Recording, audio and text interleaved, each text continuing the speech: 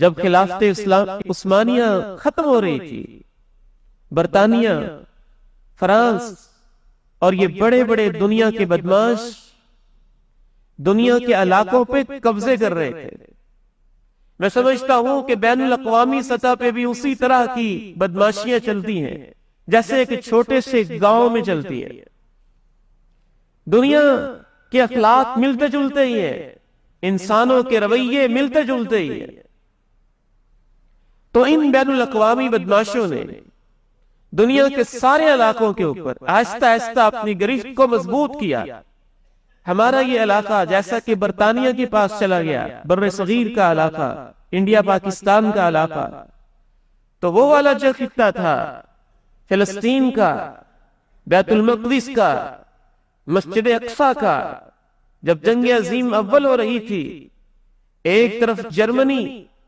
اور دوسری طرف برطانیہ، اور ان کے ساتھ پوری دنیا کی اقوام دو گروپوں میں تقسیم ہوئی، تو یہودیوں نے جرمنیوں سے مل کے یہ کہا کہ اگر آپ ہمیں یہ علاقہ فلسطین کا دے دیں تو ہم اپنا پیسہ، اپنی دولت، اپنا سب کچھ آپ کے اوپر قربان کر دیں گے۔ بات نہ بنی، برطانوی لوگوں سے کہا کہ اگر آپ یہ علاقہ ہمیں دے دیں تو ہم اپنا سب کچھ آپ کے ساتھ شامل کر دیں گے۔ تاریخ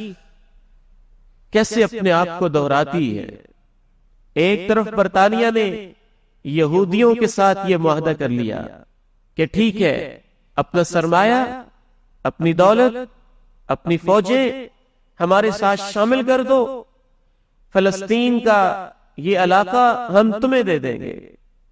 اور دوسری طرف خلافت عثمانیہ کا ٹمٹماتا سا جو چراغ زوال کی حالت میں بجھنے والا تھا، اس کو بھی ختم کرنے کے لیے انہوں نے جو عربوں کے اوپر حکمران تھا، غدار شریف حسین، اسے کہا کہ تم عرب لوگ ہو، ترکیوں کے نیچے رہتے ہو، اگر تم ہمارا ساتھ دو تو ہم یہ علاقہ تمہیں دے دیں گے۔ ڈبل گیم کیسے چلائی؟ یہودیوں سے معاہدہ کیا تمہیں علاقہ دے دیں گے، اور اندر ہی کھاتے مسلمانوں کو تقسیم کرنے کے لیے تم عرب لوگ اور ترکی خلافت عثمانیہ کے لوگ، تم عرب لوگ اپنی آزاد ریاستیں قائم کرو، چھوڑو خلافت عثمانیہ کو، ہم تمہیں یہ علاقہ دے دیں گے۔ تو شریف حسین نے خلافت عثمانیہ کے سے بغاوت کی اور یہ اعلان کیا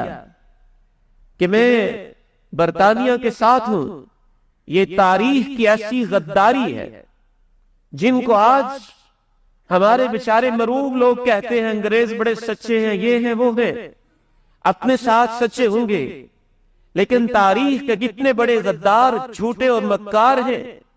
اس کا اندازہ آپ یہاں سے کیجئے کہ باقاعدہ یہ معاہدہ کیا گیا، اور اس معاہدے کے بعد باقاعدہ طور پر یہ علاقہ زائونزم تنظیم، جو یہودیوں کی سیاسی خفیہ تنظیم، اس کے ہاتھ میں تھما دیا گیا اور اس کو دے دیا گیا۔ اب اگلا مرحلہ تھا کہ علاقہ تو ان کو دے دیا ہے، وہاں مسلمان فلسطینی رہتے ہیں، ان کو نکالا کیسے جائے؟ وہ علاقہ کوئی صحرا تو نہیں خالی پڑا تھا کہ ان کو دے دیا تو اب سارے خالی ہے تو آ کے یہودی بیٹھ جائیں گے۔ پھر فلسطینیوں کو وہاں سے نکالنے کے لیے یہودیوں کے ہاتھ میں حکومت دی گئی، حکومت میں ان کو شریک کیا گیا، ایسے ایسے قوانین بنائے گئے کہ مقامی فلسطینی عربیوں کے اوپر بھاری ٹیکس لگائے گئے، اور فلسطینی مسلمانوں کے اوپر اتنے بھاری ٹیکس لگائے گئے، جو ٹیکس نہیں دے گا وہ زمین خالی کرے، جو یہ ٹیکس نہیں دے گا زمین خالی کرے، جو یہ ٹیکس نہیں دے گا زمین خالی کرے۔ یہ بات آن دی ریکارڈ ہے کہ چند سالوں کے اندر فلسطین کے تقریباً 7 لاکھ مسلمانوں کو فلسطین سے نکال دیا گیا، اور اس کی جگہ پہ جو خالی زمینیں پڑی تھی یہودیوں کو دے دی گئیں۔ جیسے جیسے ایک مسلمان کی زمین حکومت نے ناجائز اپنے قبضے میں لی، سستے داموں یہودیوں کو بیچتے گئے، اور یہودیوں نے پوری دنیا کے اندر اعلان کر دیا کہ دنیا کے کونے کونے سے جو یہودی بھی فلسطین کے علاقے میں آ کے آباد ہوگا، ہم اس کو یہ دیں گے، یہ دیں گے، یہ دیں گے۔ مسلمانوں کو نکالتے چلے گئے، یہودیوں کو آباد کرتے چلے گئے، آباد کرتے چلے گئے۔